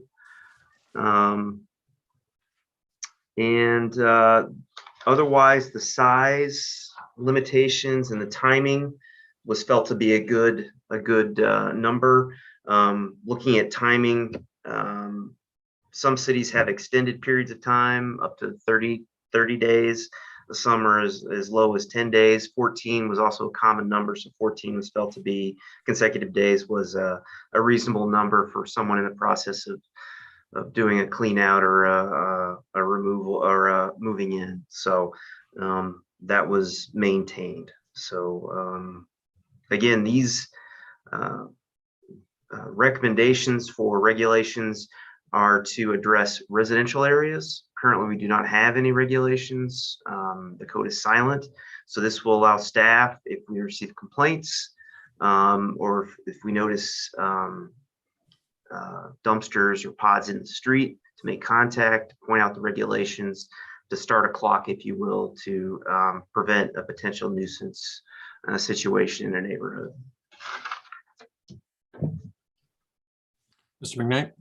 I'd just say, along with that conversation, the timing was one that kind of struck me, and I felt like we were leaning. In my mind, we kind of gave a lot of time, 3 occasions, 14 days each time to do something. I feel like that's a lot of flexibility to have somebody have a dumpster or a unit in their property. So I think, if anything, we were trying to lean towards being more relaxed on this as opposed to trying to be too restrictive. And this, Ryan, you mentioned a couple of scenarios. This would really be for move-ins, move-outs, or cleanups, because if someone is remodeling or something and they're going to have a pod out there, they're going to have a building permit then. Right. Pods obviously are almost the vast majority are going to be for move-in, move-out situations. Dumpsters, the vast majority are going to be building permit situations because of renovation, remodeling work. Much more rare occasion, someone doing some spring cleaning. So, you know, building permit situations are covered for the majority of the time, except maybe with pods. I mean, you do see builders use pods on occasion, but for the most part, it's dumpsters that are out on site. So like I said, this covers kind of a hole in our code that it's not covered at this time. Mr. McKnight? And just a reminder as well, this does not pertain to commercial properties. So if a commercial company is doing some renovation or they're trying to do something and they have a bunch of units, this does not apply to that at all. It's only Right. residential. Another example would be Target. This time of year, other retailers, they use large storage containers behind their facilities for excess inventory. That's quite common. So I didn't really see a need to get into the business of regulating that. We've never received complaints. So, Mr. Malin-Smith? Thank you, Mr. Chairman. Commissioner McKnight's question triggers a question in my mind. It relates to just residential property and excludes commercial. I would include then in the exclusions that of institutions, schools and churches, correct? Correct. Good. All right, my question is more directed at how does this work? So a scenario would be a pod arrives and a neighbor is concerned about it. So the neighbor contacts City Hall. And I assume then staff would go to investigate. Yes, what I would do probably is ask them when it was placed on the property. And then I would make contact and explain the rules to, I'd provide them a copy of this and explain to them that they have a certain period of time and that, if it's not removed by that period of time, that an enforcement action would be initiated. All right. So if there's a complaint registered, the resident that calls it to your attention says the thing's been there forever and I think it needs to be removed. You go to the resident and the resident said, I just got it a day or two ago. Right. And so what authority does that give you? I'm trying to avoid creating an awkward situation for staff. If they have photographs that can pinpoint the time, I would utilize that. Otherwise, I basically, once I put eyes on it and can verify myself is when the clock would start, especially in that kind of situation. It happens all the time with other nuisance violations. Yeah, all right. So again, I'm just wanting to make sure we don't put the staff in an awkward situation. So at the time of the complaint, in the absence of other verification, the 14-day clock would start at that point when you're at the site, correct? Correct. Okay, and 14 days later, the city would have its standard ability to enforce, correct? Correct. I would issue a violation letter, and usually we give them grace of a period of time. I'm proud that I've not had to really go to court in my time here, and I've handled hundreds and hundreds of code violations. So we would work with them. It tends to be you get that pressure going, and the situation resolves itself. Yeah, you even handled a domed ice hockey rink in an individual's backyard, as I recall. So a little bit of everything. I just wanted to understand how this works. Thank you.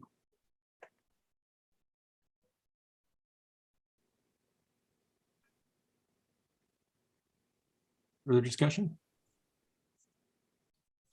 Dr. O'Mell. I have a kind of a problem with under placement be located upon a paved surface. And I've seen this before. If the only paved surface is the driveway, depending on how the driveway is shaped, it would impede someone using their garage. Is having it on their grounds that big of a problem? What I would say is they would have to park in the street.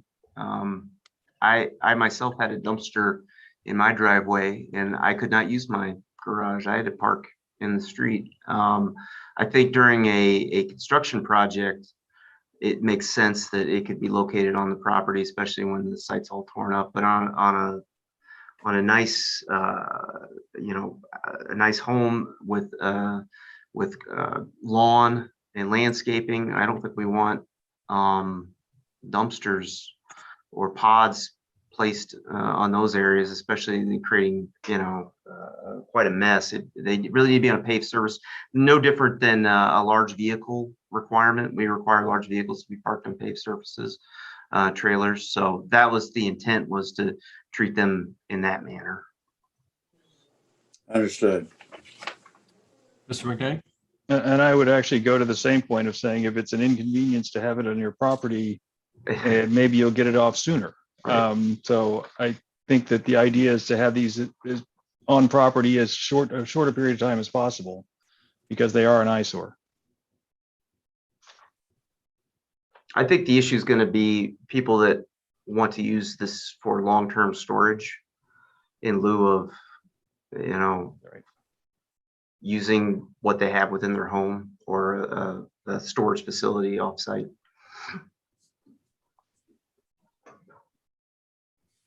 Mr. McKay? Mr. Chairman, I move that we approve section 405-153 zoning code amendment as defined in item 4. Do we have a second? Seconded by Mr. White.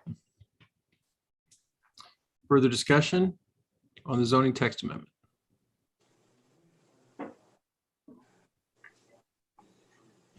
Ms. Lowe, we call the roll. Alderman Whitmire, Aye. Dr. O'Mell, Aye.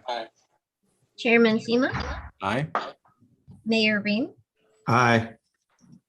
Mr. Malin Smith, Aye. Ms. Munzel, Aye. Mr. White,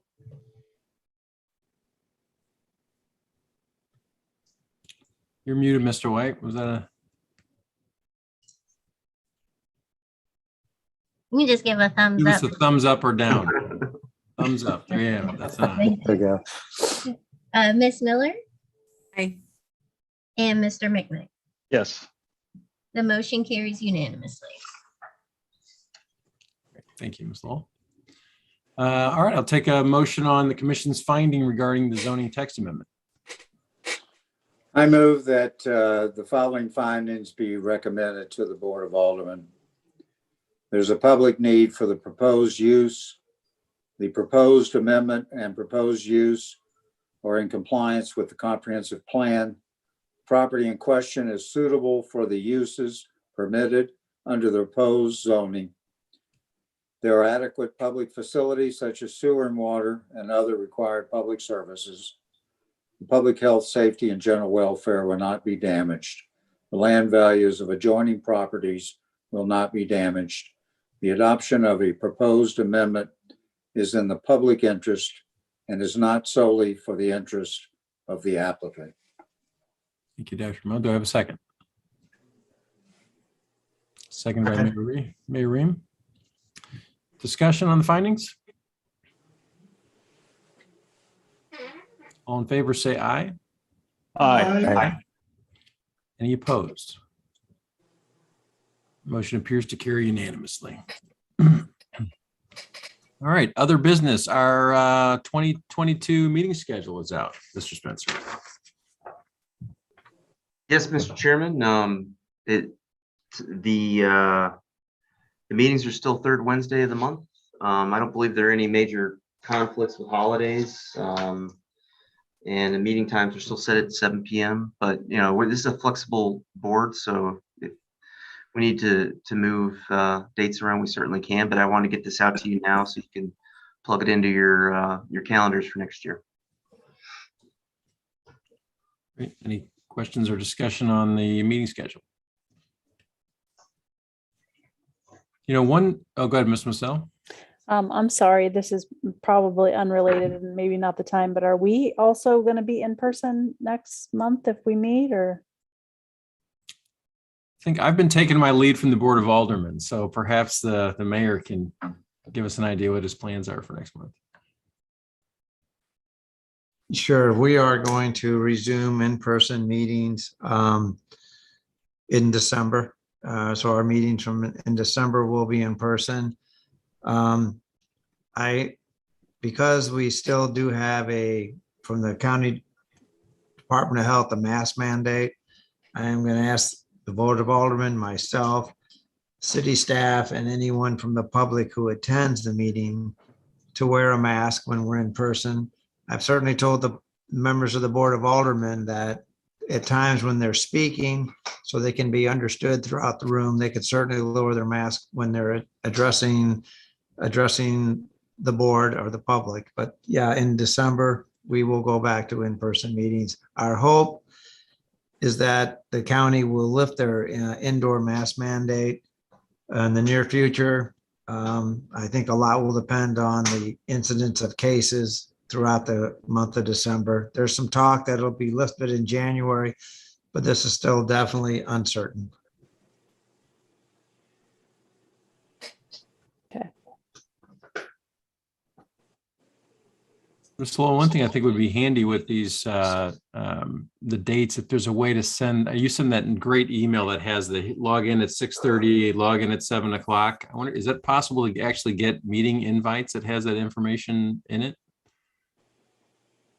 I'm wondering if there's a way to get that out. I'm just trying to be lazy and have you make the.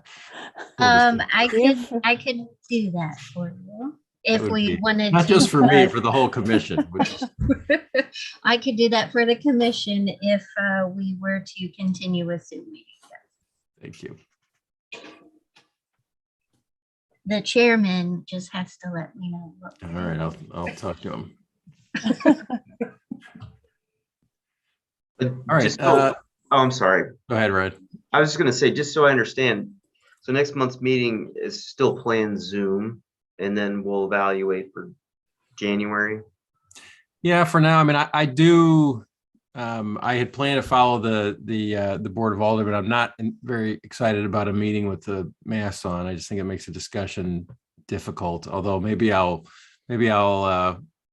attend the Board of Aldermen meetings for to see how it goes. And if it seems like it goes okay, then maybe. Otherwise, I might be inclined to ride one more month on Zoom and see if come back when the mask mandate's eliminated. Other business, Alderman Whitmire? Yes, Chairman.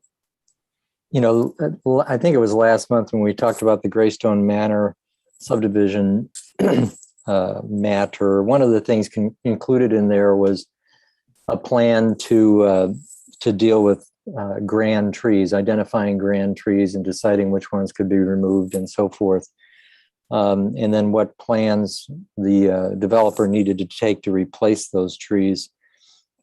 In reflecting on that meeting, I guess I bring to this board a couple of questions we can talk about tonight, and we can continue to talk about it. It's not an urgent matter, but one is,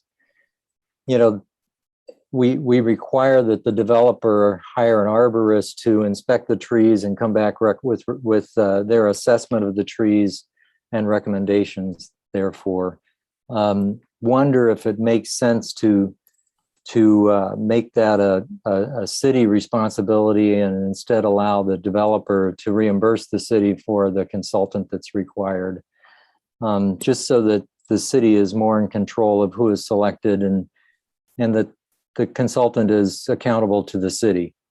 And then the second question is around, the replacement of grand trees. I did go back to that site. Some of those trees are just absolutely enormous. And our requirement today is to replace about 25% of the caliper size of the tree with replacement trees, and whether we think that 25% number is appropriate. And in this particular instance, I mean, you can go back and look at the plans yourself, and I'm just using this as an illustration. That site has a lot of trees, but it's not a woodland. I mean, it was a former residence, so there's a tree here and a tree there, and you know, the canopies don't overlap a whole lot and so forth. So, you know, just wondering if that 25% makes sense in such situations. So I'll leave it at that. Mr. White? Yes, there's, I understand the sympathy for a grand tree and the replacement, but quite frankly, grand as they are, they don't strike me as being very attractive, and in fact, very long-lived from now on out. And I wonder if we're making too big of a thing on this particular site. One other question I do have, though, for Ryan is there's grand trees and there's heritage trees. The Heritage Commission on the Town and Country designates some trees as heritage trees. And I wonder if any were on this particular property. And if there were, what would then be required? Would that add extra incidents on it? I'm not familiar with the term heritage tree.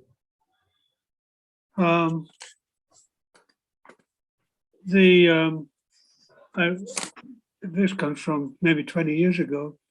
There was a Heritage Commission on the Town and Country which went round and nominated trees around the city as heritage trees. And trees of a particular, it was actually Conservation Commission. I guess that no longer exists then. Yeah, it's I apologize. It's not something I'm familiar with. Okay. Yeah, didn't say. I know we had a tree in our yard as a national heritage tree. I know they were roundabout. Mr. Mellon Smith, did you have a comment? Yes, I did, Mr. Chairman. In response to Alderman Whitmire's points, by way of brief background, when I was serving as alderman, I had the privilege of serving on the committee that began the investigation and the creation of the woodland and tree preservation ordinance, although I was not in office when it was finally adopted. But I would very much endorse Alderman Whitmire's first proposal that the evaluation of the trees be done by an entity that is supervised by the city.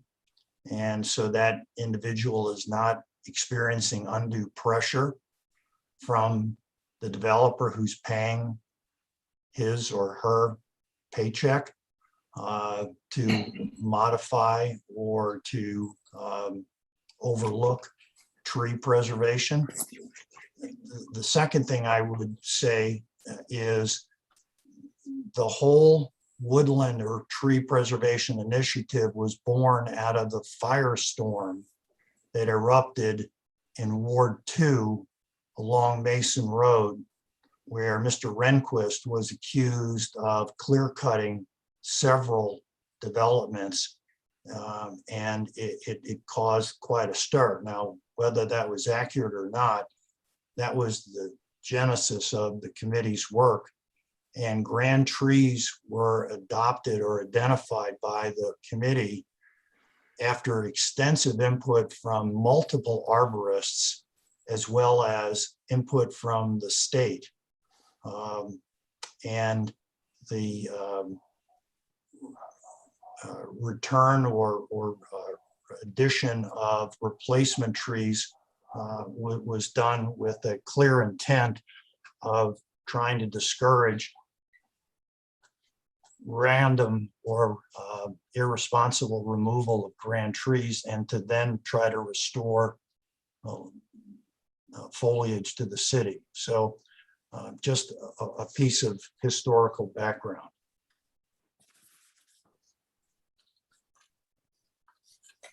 Ryan, I know we have, so tonight we discussed the dumpsters and portable storage units. There was another item that was queued up for discussion as well, wasn't there? The gates. Thank you. Thank you, Alderman Whitmire.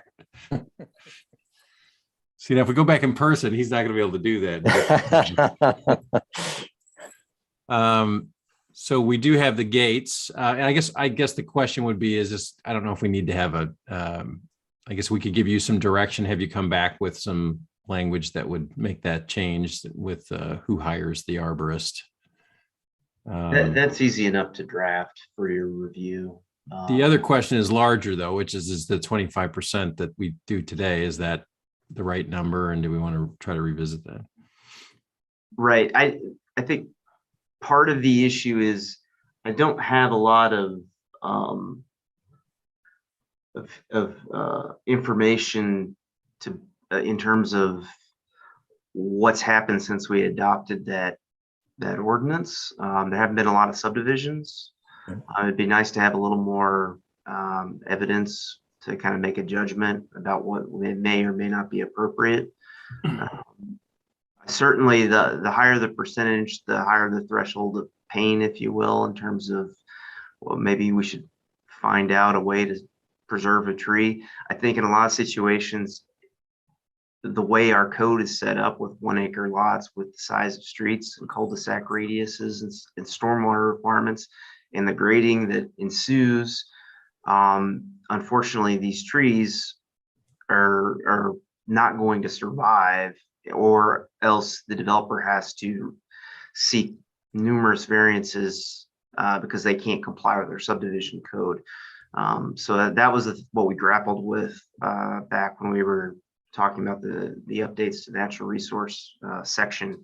But certainly if you up the percentage, maybe that changes some of the thinking, or if the city's willing to work with the developer to maybe develop a subdivision in a way that is not, in line with our code, and they need some variances, but if the trade-off is we can preserve healthy, good grand trees, that would be something as well. I think would be positive. We don't have a lot of flexibility with our lot sizes and the ability to capture trees in common ground and work around them.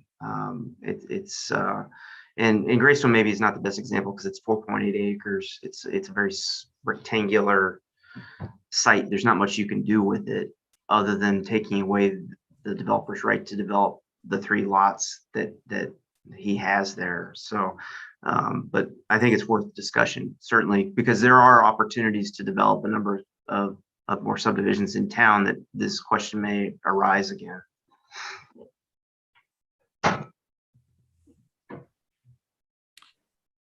Well, so would we like to explore that? I guess I have one question is that I don't remember this particular zoning amendment as coming from, it initiated somewhere else and it came through here. So I wonder, the 25%, it seems like maybe we're not the group to look into that further.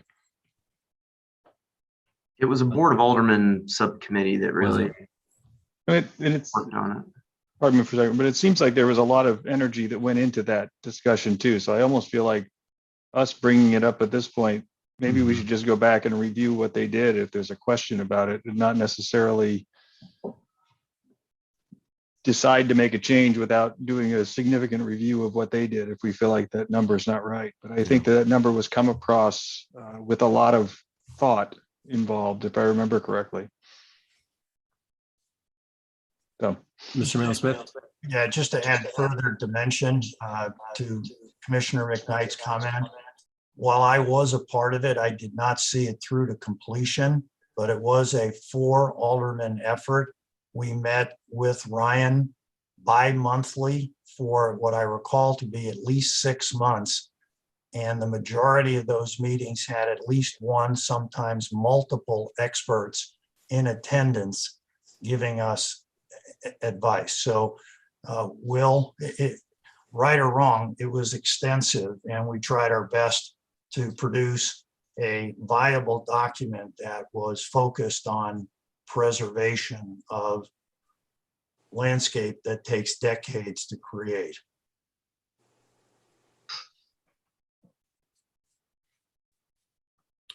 Well, Ryan, why don't you put together something definitely with the arborist? It seems like that makes Yes. a lot of sense.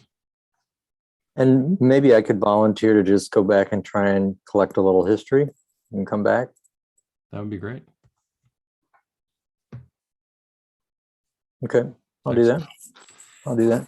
And then is there anything we want to do with the gates? Since last time we said we only wanted to work on one at a time, do we need to get a group together to finish working on those and bring that back forward? The gate amendment? I can tell the group's getting tired. Could we address that after the new year? Because the reason I say that is the 30-foot amendment is going through the board here in the near future. So maybe let's let that work its way through and then maybe hit it after the new year. Yeah, why don't we plan to, well, at the January meeting, we'll if you could put that back on the schedule for discussion, and then we'll figure out what we want to do from there. Okay. Played right into their hand, Ryan. Dr. O'Mell, Move to adjourn. do I have a second? Hold on, wait. Oh, You have wait, an hold on. aldermanic report. We don't have our aldermanic report. No second. Hold on. Wait, All right, I go ahead. object. Especially after we made him put his notes Yeah, together. exactly. Come now. That's very quick, Dr. Ramel. So he's quick with the motion to adjourn, believe me. Yep. So each of the matters sent by this commission to the Board of Aldermen were approved unanimously, and there were only three: the Harflow Lane Pool House, the Kings Glen Pavilion, and the Brookwood Game Court. So all of those were approved. And Mr. Spencer, I thought that the Board of Aldermen considered the 30-foot setback thing. Has that not gone to the Board of Aldermen yet? No? Okay. No, it is not. No. Okay, good. That's it. That's my report. Any questions? None No. being out. Thank you, Alderman Whitmire. Thank All you. right, Dr. I yield O'Mell, the floor. Move to adjourn. do I have a second? Second. Seconded by Ms. Munsell. All in favor, say aye. Aye. All right, we are adjourned. Everyone Happy have a happy Thanksgiving, everybody. Thanksgiving. and we'll Everybody. see Thank you.